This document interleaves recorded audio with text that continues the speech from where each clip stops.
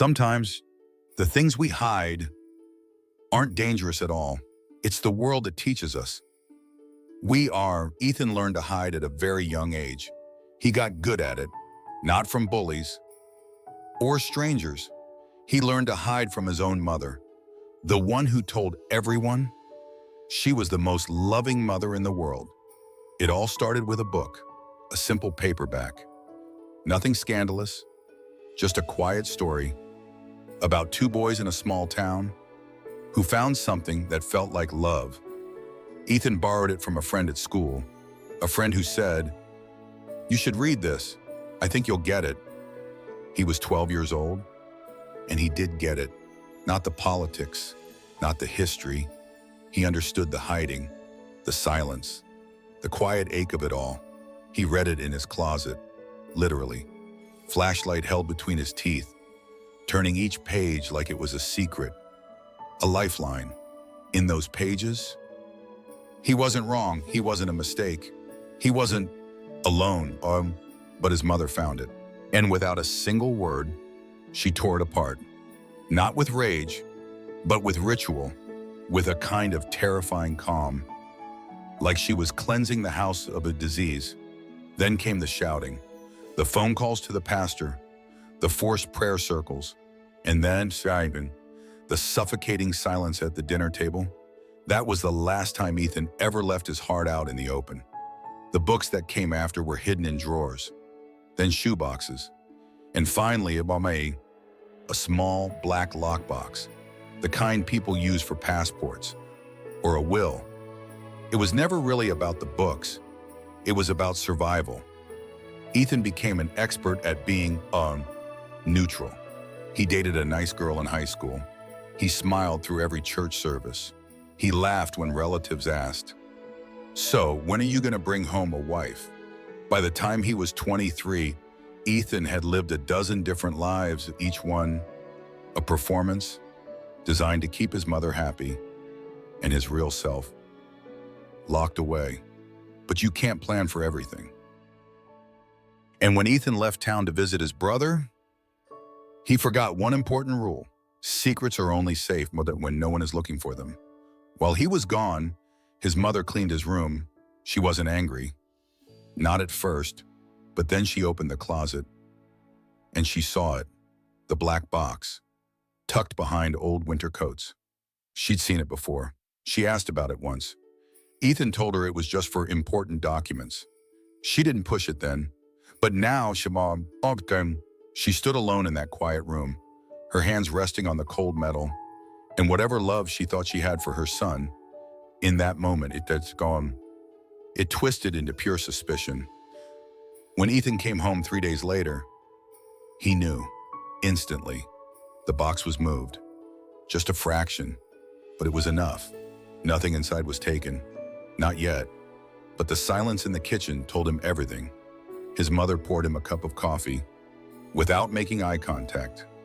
She said she had a surprise for him tomorrow, and then she smiled. It wasn't a happy smile. It was the smile of someone preparing for battle. He felt that old, familiar tightness in his chest, a cold dread. It was happening all over again. The same shame, the same judgment, the same war that she always disguised as love. He wasn't a boy anymore, but standing in his own kitchen, he had never felt smaller. If you have ever had to hide the most honest part of yourself just to keep the peace, then this story is for you.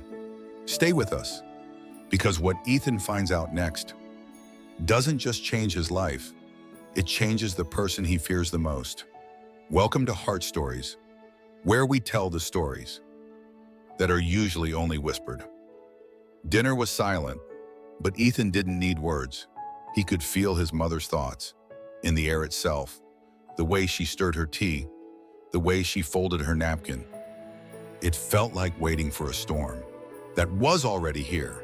She didn't ask about his trip. She didn't mention the safe the next morning. She didn't knock. She just appeared in his doorway. She was strangely calm, and she asked for the code to the lockbox. No anger in her voice, no accusation, Just a steady, quiet demand. She smiled at him, like someone who truly believed they were saving a soul. Ethan just said, "No," not loudly. He didn't argue. He didn't explain. He just said no. And with that one word, everything changed. His mother looked at him as if he were a complete stranger, as if that no was all the proof she needed that he had chosen the other side. Later that day, he saw his bedroom door was left open, just a crack. It wasn't a mistake. It was a message. He closed it, locked it, but it didn't matter. There was no safety here anymore. Not behind locked doors, not in silence. This was never about the box. It was about control.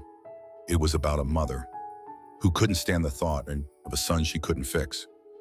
That evening, he sat on the back porch and, looking at the small box in his hands, he thought about the stories inside it. He remembered crying at the end of "Call Me by Your Name."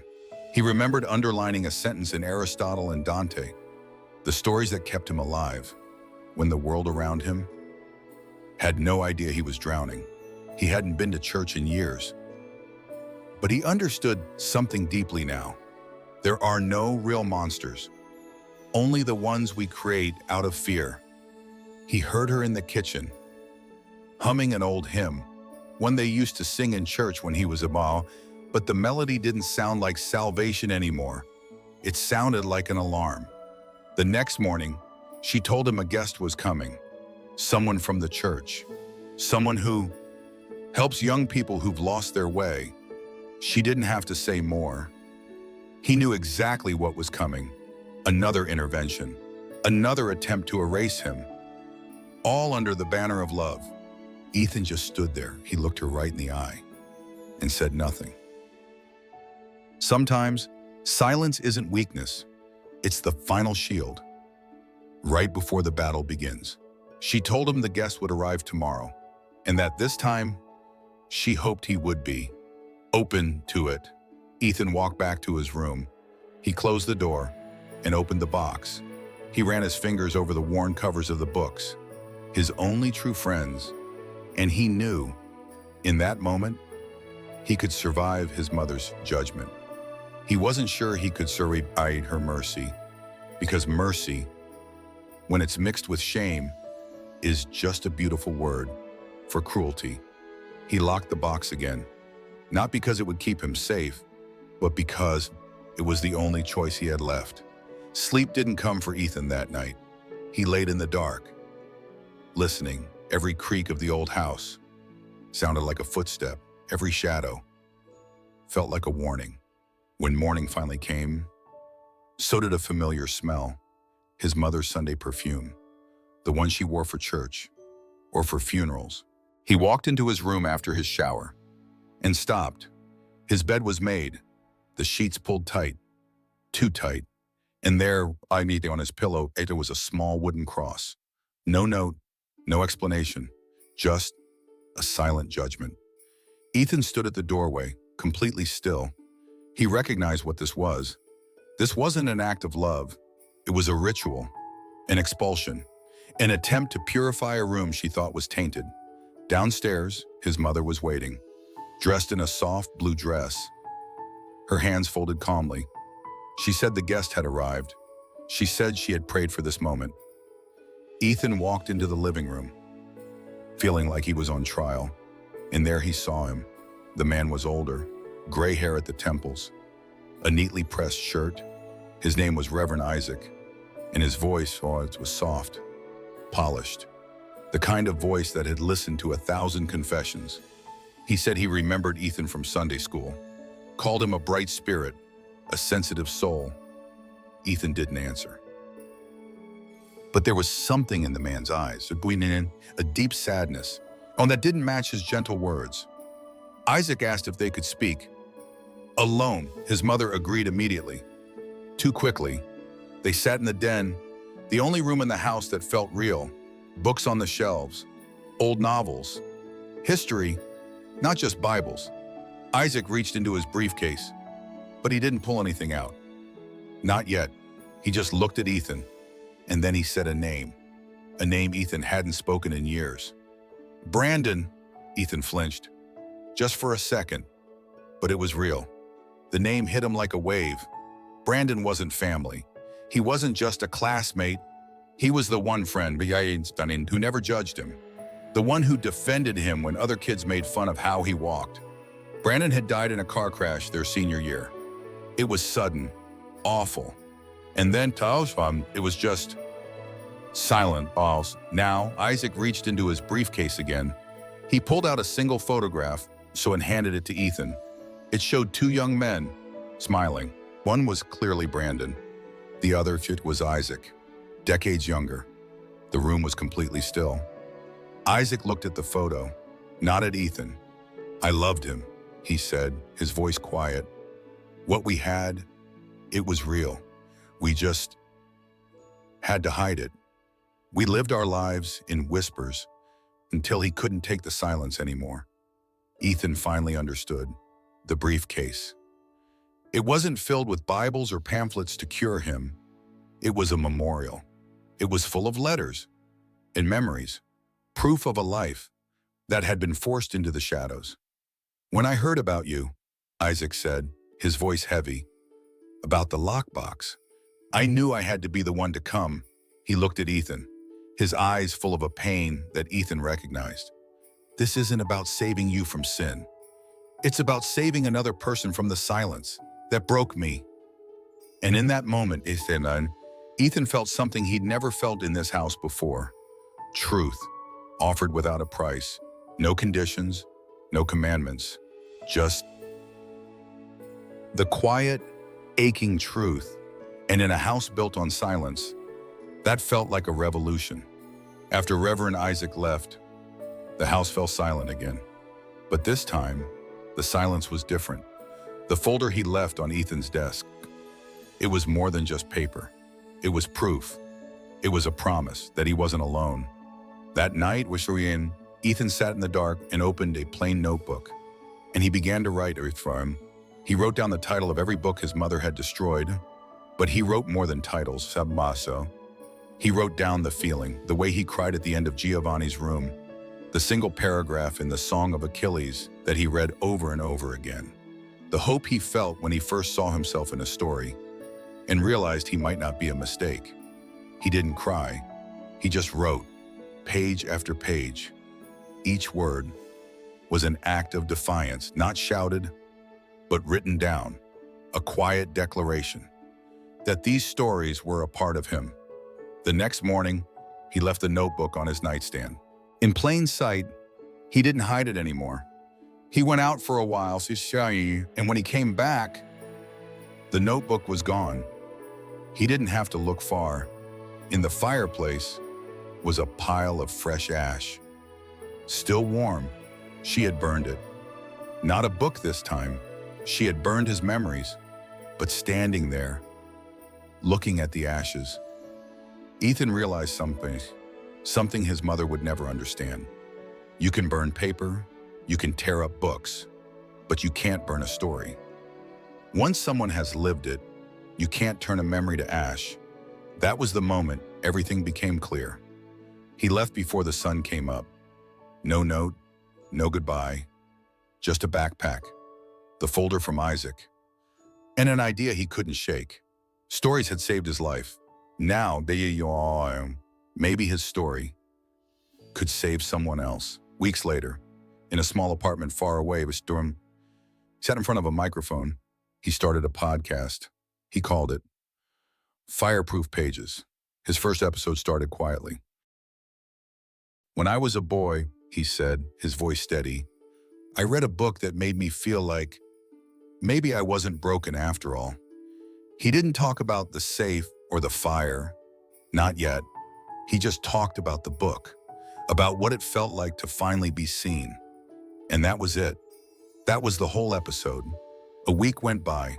The podcast had a handful of listeners, then a few more, and then an email arrived. Not from a listener. There was no name, just 2 sentences. "I found something you might want. I didn't burn everything." And below the message was an address, the address of the one place he swore he would never go back to. Home. Ethan read the email again and again. For 3 days, he did nothing. But the words wouldn't leave him alone. He boarded a bus heading east, not for his mother, not for forgiveness. He went back because he needed to know the whole story. He arrived just after sunset. The house looked exactly the same. Same white shutters, same quiet street. The key was still under the loose stone, and it still worked. The house was empty, silent. He walked through the rooms, up the stairs, to his old bedroom. The bed was made, and on the pillow was an envelope. Inside was a short typed note. "I kept one," it said. It didn't feel like it was mine to destroy. And under the note was the book, Call Me By Your Name. The cover was worn, and it smelled faintly of smoke. He was about to put it down when he noticed something, a thin, clean cut along the top of the spine. Not a tear, a slice. He carefully peeled it back, and a small slip of paper fell out. It had a password and a timestamp. He knew the password. It was for the security system his brother, Michael, had installed years ago for safety. Ethan found the old laptop in the closet. His heart was pounding as it booted up. He logged in, found the footage from the night the books disappeared, and he watched. The video showed the closet door opening. It showed someone taking the lockbox, taking the books to the fire pit in the backyard, one by one. But it wasn't his mother, it was his brother, Michael. His face showed no emotion, no anger, no hesitation, just quiet efficiency. Then the footage showed him wiping the box clean, placing the cross on the bed, and leaving the room as if nothing had happened. Ethan closed the laptop. The silence in the room was deafening. He finally understood the real betrayal wasn't the screaming and the judgment. It was the quiet, calculated precision of a brother who thought he was protecting the family. By erasing a part of it, he didn't delete the footage. He didn't call anyone. He just wrote a short note and left it on the kitchen table. "You were always so afraid of me bringing fire into this house. But you were wrong. Fire doesn't destroy the truth. It just shows you who was afraid of it all along." He walked out the front door and didn't look back. And on the long bus ride home, for the first time, the tightness in his chest was gone. He felt quiet. He felt free. His next podcast episode was different. He didn't name names. He just told a story about a boy, lockbox, and a brother's lie. He talked about the fire that he thought had destroyed everything, but had actually set him free. The episode ended, and his inbox began to fill. Letter after letter, from men and women, old and young, all of them saying the same thing. "I thought I was the only one," until they heard his voice. And in telling his story, Ethan finally found what he was looking for all along. Not just survival, but a community, a beginning. Because sometimes the thing that hurts the most isn't the truth itself. It's discovering who chose to hide it from you.